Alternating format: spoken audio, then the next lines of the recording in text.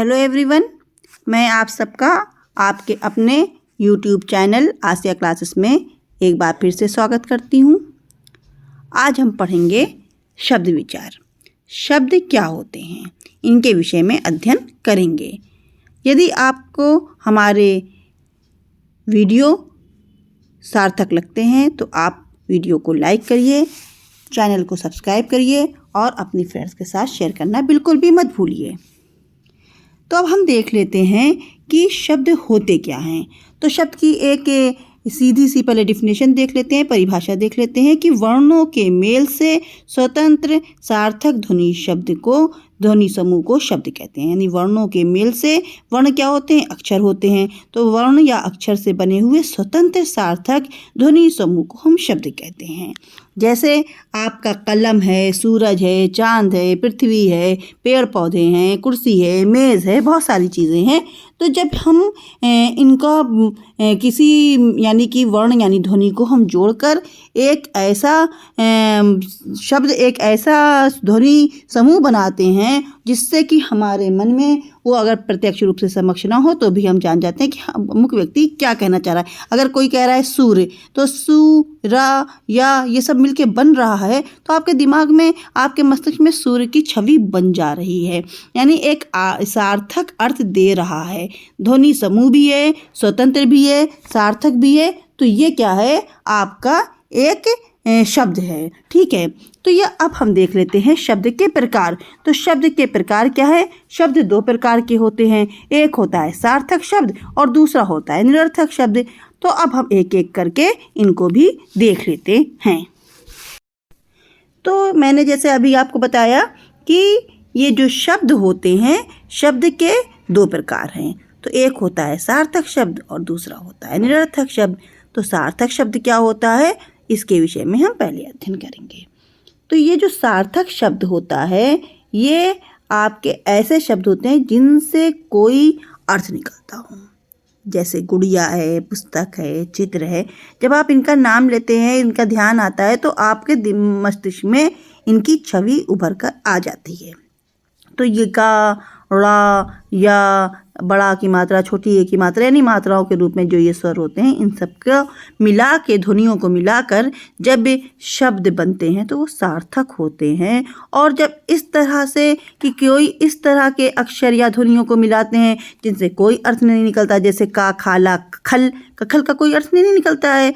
अगर हम इसको कह दें रा, घा, रघ, रघ का भी कोई अर्थ नहीं, लेकिन अगर हम इसको पलट दें, घा और रा कर दें तो घर, घर का एक अर्थ होता है। तो जब कोई अर्थ नहीं निकलता है तो वो क्या होता है, निरर्थक शब्द होता है। इसी तरह डाढ़ा, अड़ा या पालाता, तो ये इस तरह कोई भी आपका अक्षर इस तरह से हो जाए, ध्वनि इस तरह से रख दी जाए जो व्यवस्थित ना हो, तो वो शब्द नहीं कहलाते हैं। शब्द होंगे लेकिन निरर्थक होंगे, और हिंदी भाषा में व्याकरण की दृष्टि से इनको निरर्थक शब्द कहा जाता है, जिनका कोई अर्थ नहीं होता है लेकिन इनके व्याकरण की दृष्टि से कोई महत्व नहीं होता है। तो शब्दों का वर्गीकरण अब हम देख लेते हैं। शब्दों को 5 आधार पर वर्गीकृत किया गया है, तो उसको हम देख लेते हैं। सबसे पहले हम देखेंगे कि स्रोत या उत्पत्ति के आधार पर, यानी शब्द कहाँ से आए हैं, इनका स्रोत क्या है। ठीक है, उसके बाद रचना के आधार पर, शब्दों का निर्माण किस तरह हुआ है, इनकी रचना किस प्रकार हुई है, उत्पत्ति इनकी किस प्रकार की गई है। तीसरा होता है प्रयोग के आधार पर, कहाँ पर कैसे शब्द प्रयोग किए जाते हैं उनके आधार पर अध्ययन किया जाता है।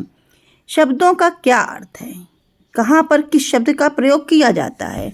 तो शब्दों को अर्थ के आधार पर जब अध्ययन किया जाता है तो वो होता है अर्थ के आधार पर वर्गीकरण। उसके बाद हुआ आपका व्याकरण के आधार पर। व्याकरण के आधार पर किस प्रकार शब्द बने हैं उनका अध्ययन किया जाता है। तो इनका अध्ययन हम इस प्रकार 5 रूप में वर्गीकरण करके करते हैं। तो स्रोत के आधार पर अब हम सबसे पहले शब्दों का अध्ययन करेंगे। तो स्रोत के आधार पर शब्दों के 5 भाग किए जा सकते हैं, 5 भेदों में बांटा जा सकता है।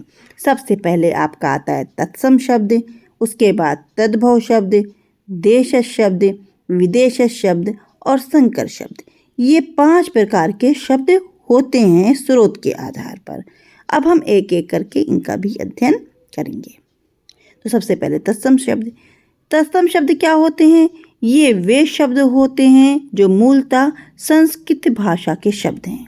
क्या होते हैं? संस्कृत भाषा के होते हैं। ये तत्सम शब्द हिंदी के दो शब्द यानी तत् का मतलब होता है, अर्थ होता है उसके, तथा सम का अर्थ होता है समान यानी उसके समान। तो ये तत्सम शब्द हिंदी के दो शब्द तत् और सम से मिलकर बना है, जिसका अर्थ होता है उसके समान या ज्यों का त्यों। ठीक है, यानी कि जब तत्सम यानी संस्कृत के शब्द ज्यों के त्यों हिंदी में रखे जाते हैं, जैसे संस्कृत में बोले जाते हैं वैसे ही हिंदी में बोले जाते हैं, तो उन्हें हम कहते हैं तत्सम शब्द।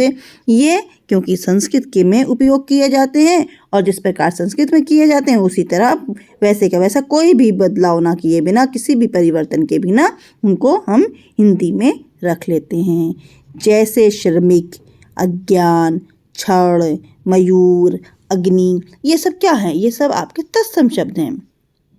इनकी मैं आपको पहचान भी बता देती हूँ। ऐसे शब्द के अंत में शा, श्रा, शा, सा, वा, री और रा का खूब प्रयोग किया जाता है। अधिकतर ऐसा नहीं है कि इनका प्रयोग होता है तो ये तत्सम ही है, तद्भव में भी इनका प्रयोग होता है और दूसरे ध्वनियों, दूसरे वर्णों का भी इनमें प्रयोग होता है, लेकिन अधिकतर पे ध्यान दीजिएगा, अधिकतर ऐसे शब्दों में यानी तत्सम शब्दों में इन वर्णों का, इन ध्वनियों का प्रयोग किया जाता है। तत्सम शब्द के बाद आता है तद्भव शब्द। तो तद्भव शब्द क्या होता है? तो ये जब तत्सम शब्द जो होते हैं समय और परिस्थिति के साथ जिन शब्दों के उच्चारण में परिवर्तन हो जाता है, ऐसे शब्दों को हम तद्भव शब्द कह सकते हैं। ऐसे शब्द संस्कृत के ही परिवर्तित रूप होते हैं। किसके रूप होते हैं? संस्कृत के ही यानी तत्सम शब्द ही होते हैं कि परिवर्तित रूप होते हैं। और इनका जो है हिंदी में दो शब्दों से निर्माण हुआ है, एक होता है तद और दूसरा होता है भव। तद का अर्थ होता है उससे तथा भव का अर्थ होता है उत्पन्न होने वाला। तो ये तद्भव शब्द का अर्थ क्या होता है? उससे उत्पन्न होने वाला। किससे? संस्कृत के शब्दों से, तत्सम शब्दों से, यानी संस्कृत के तत्सम शब्दों से उत्पन्न होने वाला। अर्थात संस्कृत भाषा के शब्दों में जब हम थोड़ा सा परिवर्तन करके यानी उनको थोड़ा सा तोड़ मरोड़ कर प्रयोग किया, यानी कि जैसे जैसे संस्कृत से दूसरी भाषा के लोगों का हमारे देश में आगमन हुआ तो उनको बोलने में कठिनाई हुई या उनको समझ में नहीं आया, उनकी भाषा के बोलचाल के अंदाज में यानी रीति में कुछ अंतर हुआ, तो उनको धीरे धीरे थोड़ा परिवर्तन हो गया। तो वो जो परिवर्तन हुआ उससे जो नए शब्द बने वो आपके हो गए तद्भव शब्द। जैसे कि श्वेत से सफ़ेद हो गया। काम हम कार्य कहते थे यहाँ तत्सम में, वो काम हो गया। हमारे यहाँ विवाह कहा जाता था और वो कालांतर में बिगड़ते ब्याह हो गया। नख से नाखून हो गया, कुंभकार से कुम्हार हो गया, इसी प्रकार क्षेत्र से खेत हो गया, या आप ये समझ लीजिए कि क्षीर से आपका खीर हो गया, गर्दभ से गधा हो गया। तो इस तरह जो लगातार थोड़ा थोड़ा परिवर्तन होता आ रहा है, ये क्या है आपका? ये परिवर्तित रूप जो है तत्सम का, इसी को हम तद्भव कहते हैं। तो इन शब्दों की पहचान देख लीजिए। इन शब्दों में अधिकतर, मैं फिर से बता रही हूँ कि अधिकतर, ऐसा नहीं है कि इसी का ही प्रयोग केवल होता है, अधिकतर खा, छा और सा का प्रयोग किया जाता है। ठीक है, तो ये पहचान है कि अधिकतर यहाँ पर खा, छा और सा का प्रयोग किया जाता है। इसके बाद आता है देशज शब्द। देशज शब्द क्या होता है? तो देशज शब्द वे शब्द हैं जो देश के विभिन्न बोलियों से आए हैं। यानी कि हमारा देश एक विशाल देश है, यहाँ पे बहुत सारे लोग रहते हैं, बहुत सारी भाषाएं बोली जाती हैं, बहुत सारी बोलियां हैं, उपभाषाएं। तो इनमें जो शब्द आते हैं, बोले जाते हैं और तत्सम शब्दों को छोड़कर, जो संस्कृत के शब्द तत्सम हैं उनको छोड़कर देश के किसी भी भाग की भाषा, उपभाषा, बोलियों से लिए गए हैं, वे देशज कहलाते हैं।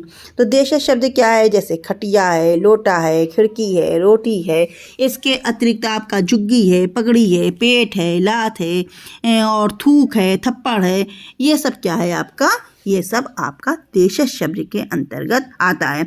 यानी हिंदी भाषा ने अपने अंदर जिन देश की भाषाओं को समाहित कर लिया है वो भी आपकी हिंदी भाषा में आके ये बहुत अच्छे से प्रयोग किए जाते हैं, तो वो देशज शब्द हैं।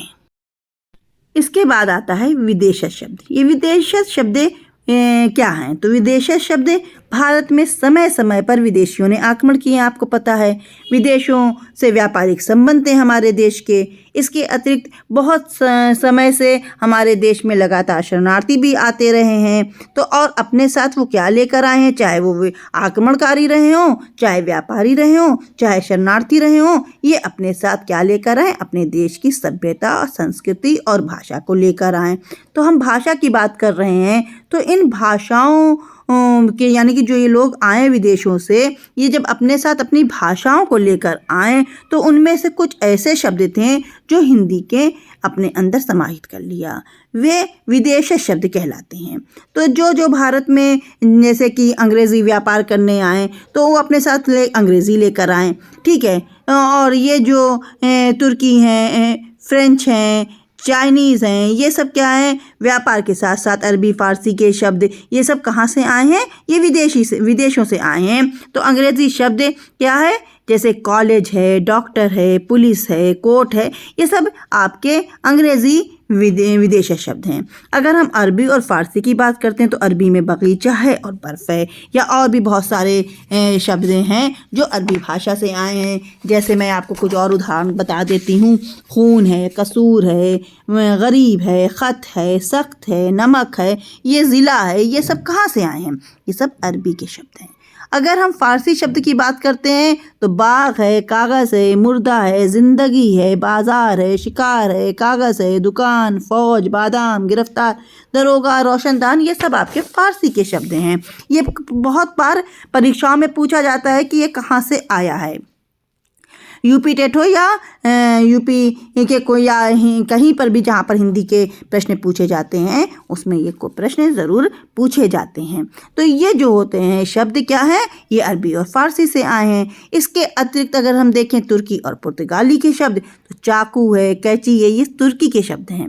अगर हम पुर्तगाली की बात करते हैं, कमरा है, गमला है, फीता है, पलटन है, मिस्त्री, तौलिया, कुर्ता, ये सब आपके कहाँ से आए हैं, आपके आए हैं पुर्तगालियों ने ये अपनी भाषा लेकर जब आए तो वहाँ से आए। इसके बाद फ्रेंच शब्द देख लेते हैं। फ्रेंच शब्द क्या होते हैं, अंग्रेज़ है, कूपन है, ये आपके आए हैं फ्रेंच से, ठीक है। अगर हम चीनी की बात करते हैं तो चीनी शब्द भी हमारे देश में खूब प्रयोग किए जाते हैं। तो चीनी शब्द में चाय है, लीची है, चाउमीन है, चीकू है, ये सब चीनी भाषा के शब्द हैं। तो ये इतना आपको मैं समझती हूँ समझ में आ गया होगा। इसके बाद आपका 5वां है संकर शब्द। संकर है, शंकर नहीं, संकर शब्द है। दो संकर शब्द क्या होता है, ये दो भाषाओं के दो अलग अलग शब्दों को जोड़कर बनाया जाता है। यानी कि दो भाषाओं से दो अलग अलग शब्द लिए जाएं और उनको जोड़कर जब नए शब्दों का निर्माण होता है या रचना होती है तो उसे हम कहते हैं संकर शब्द। उदाहरण देख लीजिए, जैसे रेलगाड़ी। रेल क्या है, अंग्रेज़ी का शब्द है, गाड़ी देशज शब्द है, दोनों को मिलकर हो गया रेलगाड़ी। अगर हम कहें बैलगाड़ी तो बैलगाड़ी बैल हिंदी का शब्द है, गाड़ी भी आपका देशज और हिंदी का ही शब्द है।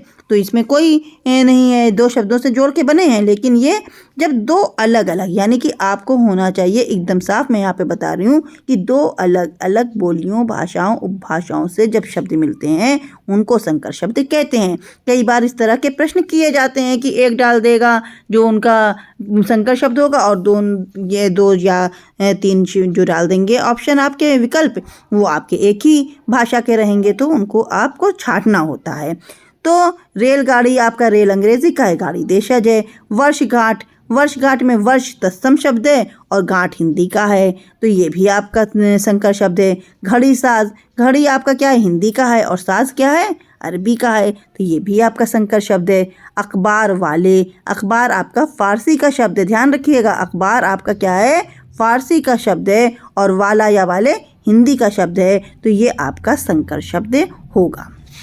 तो शब्द में बाकी जो रचना के आधार पर है, इसके अतिरिक्त आपका प्रयोग के आधार पर है, अर्थ के आधार पर और व्याकरण के आधार पर मैं इसके लिए अलग से वीडियो बनाऊंगी। वीडियो बहुत अधिक लंबा ना हो, इसलिए मैं इसको केवल यहीं पर समाप्त करती हूँ। अगले वीडियो में हम आगे का अध्ययन करेंगे। तो अगर आपको वीडियो समझ में आता है तो वीडियो को लाइक करना बिल्कुल ना भूलें।